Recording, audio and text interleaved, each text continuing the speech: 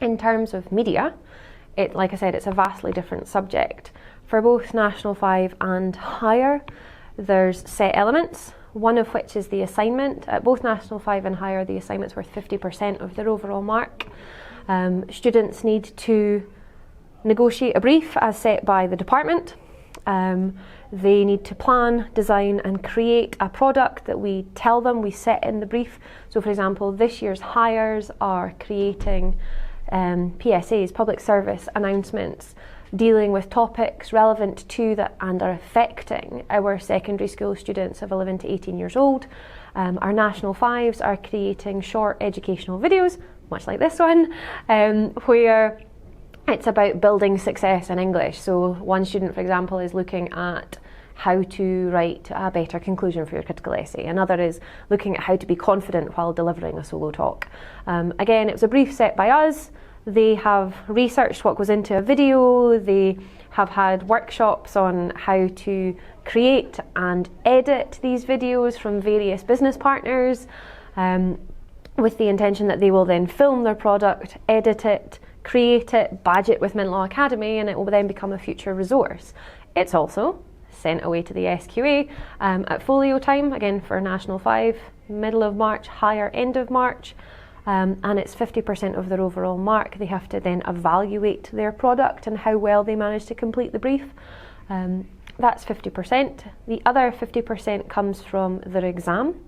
In National 5, it's a question paper where they answer a variety of different questions on texts taught by their teacher. So the National 5, they'll be writing and analysing NCIS in their exam. The hires will be looking at Captain Marvel and Avengers Assemble. They also get to analyse film posters as well, breaking down colours and fonts and modes of address through things that we see every day, but probably don't really think about all that analytically. A lot of people ask, well, what do you get out of media? Is it not just watching film and TV? Is it not just a bit of a skive? I'm fairly sure our higher kids would really argue that this year's not a skive at all. Their assignment in some cases is already thousands of words long, because each time they do something, they research it, they come up with all these wonderful ideas, and all of that's encased in their assignment, so it's definitely not a skive.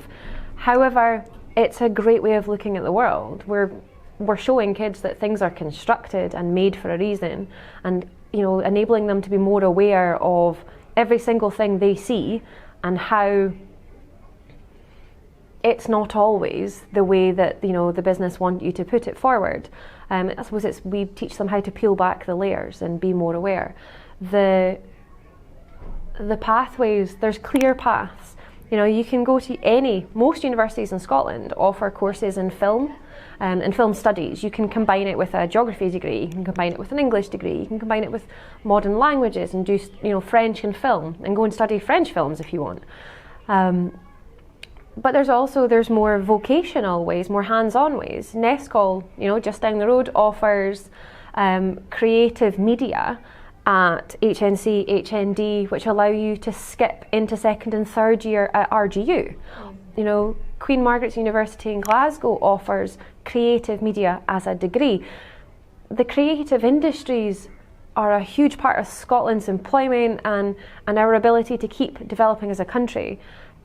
What media does is equips 2019 students with those abilities. It's not just about making a film, it's about being able to plan and design and create based off a brief, based off something an employer gives you. It's very much a digitally literate course. We get them to edit together their own footage, often on a shoestring budget, in some cases with little or no resources at all. It's very much a hands-on, practical, based in fact, based in society's way forward kind of subject.